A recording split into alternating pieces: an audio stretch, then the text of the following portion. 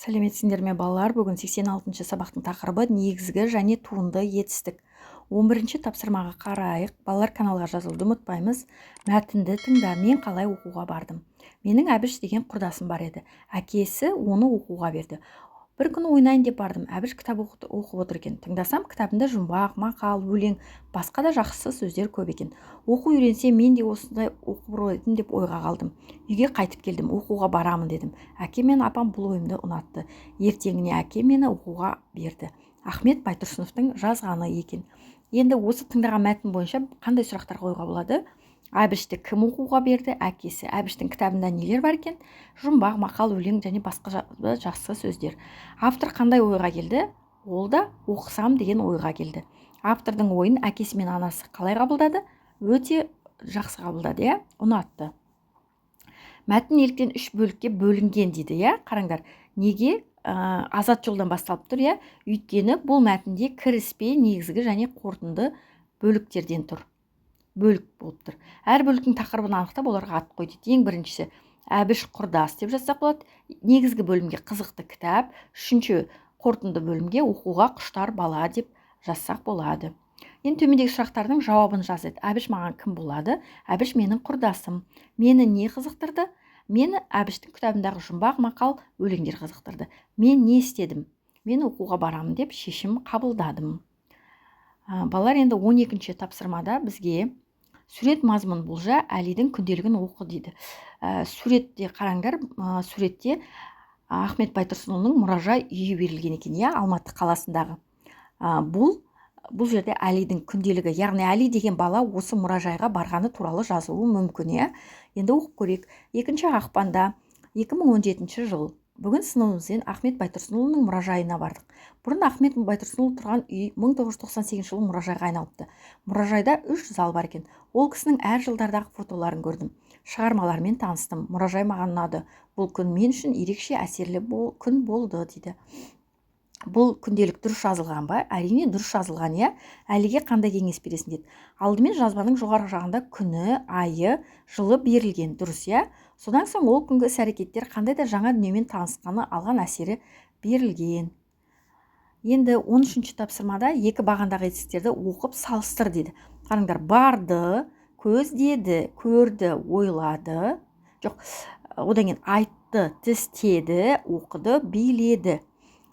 Етістіктерді сөз құрамына талда, қай бағанда етістіктің түбірі зат есім болып тұр. Қараңдар, бірінші бағанда барды, көрді, айтты, оқыды деген жерде бұл жердегі түбірі етістік болып тұр. Бар, иә? Бар. Несте? Бар. Барды болып тұр оған. Көрді, көр, айт, оқы, бұл етістік. Ал енді екінші сөзде көздеді деген жерде көз не? Көз, яғни бұл зат есім, иә? Ой, бұл да зат есім, ойлады деген. Тіс, зат есім, би, ол да зат есім. Яғни бірінші бағанда етістік, екінші бағанда түбірі зат есім екен.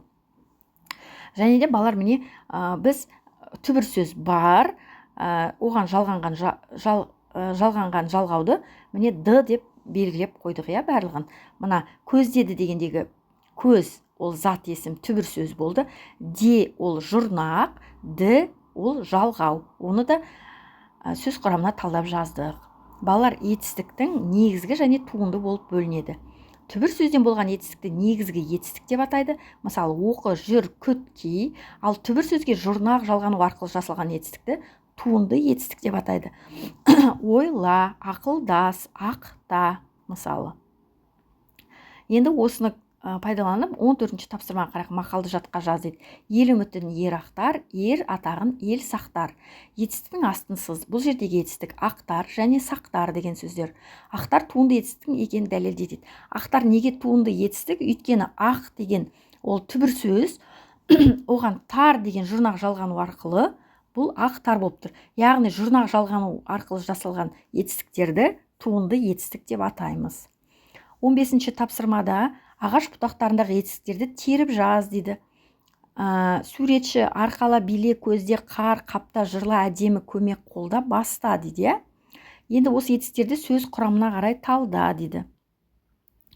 Бұл жерде етістіктерді талдайық. Мысалы, бұл жерде биле деген сөз. Түбірі би, яғни бұның зат есім болып тұр, иә.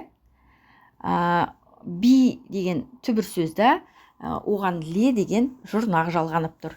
Арқала деген кезде арқа түбір сөз зат есім, оған ла деген жұрнақ жалғанып тұр. Қапта дегенде қап зат есім, түбір оған жұрнақ та деген жалғанып тұр. Жырла деген сөздің жыр түбірі зат есімді, оған жұрнақ ла жалғанып тұр. Қолда түбірі қол, да деген жұрнақ зат есім, ол да қол. Баста дегеннің бас зат есім түбірі жұрнақ та. Көз зат есім түбір сөз, оған де деген жұрнақ жалғанып тұр. Балалар, бүгінгі сабағымыз осымен аяқталды. Сабақ ұнаса каналға жазылуды ұмытпаймыз. Келесі жаңа сабақтарда кездескенше сау болыңдар.